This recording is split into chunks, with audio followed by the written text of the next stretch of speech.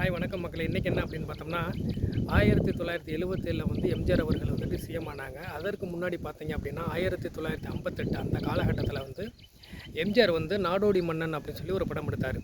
அந்த படம் எடுக்கும்போது அவர் சொல்லிட்டார், இந்த படம் ஓடினால் நான் நாட்டுக்கு மன்னன் ஆகிறேன், அப்படி இல்லை அப்படின்னா நான் அந்த திரையுலகத்தை விட்டு விலகிக்கிறேன் அப்படின்னு சொன்னார். அதற்காக என்ன பண்ணார் அப்படின்னா அவர் சம்பாரித்த சொத்து பற்றி எல்லாத்தையும் விற்று இந்த படத்தை எடுத்தார். அப்போ கண்ணாசனை கூப்பிட்டு சொல்கிறாரு, என்கிட்ட இருக்கிற சொத்து பற்றி எல்லாத்தையும் விற்று தான் அந்த படத்தை எடுக்கிறேன், நீங்கள் தான் அந்த படத்துக்கு கதை எழுதணும், அதனால் நாளைக்கு 8 மணிக்கு நீங்கள் வந்துடுங்க, கதையை பற்றி நம்ம நிறையா பேசணும் அப்படின்றாரு. அதுக்கப்புறம் பட்டுக்கோட்டையும் சொல்லிடுறாரு, நீங்கள் தான் பாட்டு எழுதணும், நீங்கள் வந்துடுங்கன்றாரு.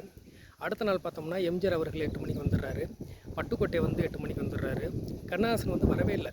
8 மணி ஆகுது, 9 மணி ஆகுது, 10 மணி ஆகுது, வரவே இல்லை. 11 மணிக்கு வர்றாரு. இப்போ வந்த உடனே எம்ஜிஆர் ஒன்றும் சொல்லலை, சரி வாங்க உட்காருங்க, நீங்கள் வர்ற வரைக்கும் எதுக்கு சும்மா இருக்கணும் அப்படின்னு சொல்லிட்டு பட்டுக்கோட்டை அவர்களை வந்து நம்ம பாட்டு எழுத சொன்னேன், அதை வாங்கி பாருங்கள் அப்படின்றாரு. அதை பாட்டை பார்த்துட்டு கண்ணாசன் என்ன சொன்னாராம், ஏன்ப்பா ராமச்சந்திரா, என்னை ஏன் லேட்டாக வந்தேன்னு என்னை ஒரு அடி அடிச்சிருக்கலாம், பாட்டை பார்த்தியா எப்படி இருக்குன்னு அப்படின்னு சொல்லி அந்த பாட்டை சொன்னாராம். ஓர் படைதனில் தூங்கியவன் வெற்றி இழந்தான், உயர் பள்ளியில் தூங்கியவன் கல்வி இழந்தான், கடைதனில் தூங்கியவன் பொருள் இழந்தான், கொண்ட கடமையில் தூங்கியவன் புகழ் இழந்தான், பொறுப்புள்ள மனிதரின் பொன்னான தூக்கத்தினால் பல பொன்னான வேலையெல்லாம் தூங்குதப்பா அப்படின்னு எழுதியிருந்தாராம். ஸோ அந்தளவுக்கு வந்து பட்டுக்கோட்டை வந்து ரொம்ப ஆழமாக அந்த பாட்டை எழுதியிருக்காரு. அதன் பிறகு வந்து 1977 வந்து எம்ஜிஆர் அவர்கள் வந்து சிஎம் ஆகிட்டாங்க.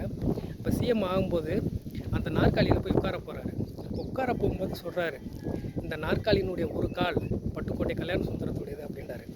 அதன் பிறகு நிருபர்லாம் கேட்குறாங்க, ஐயா நம்ம கொள்கைகள்லாம் என்ன அப்படின்னு கேட்டதுக்கு, பட்டுக்கோட்டையினுடைய 4 பாடல்கள் தான் என்னுடைய கொள்கை அப்படின்னு சொன்னார்.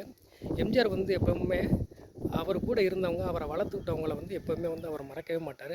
அதனால தான் கண்ணதாசன் அவர்களெல்லாம் வந்து தமிழ்நாடு அரசவை கவிஞராகவும் வச்சுருந்தார். ரொம்ப நன்றி. மீண்டும் அடுத்த வீடியோவில் பார்க்கலாம்.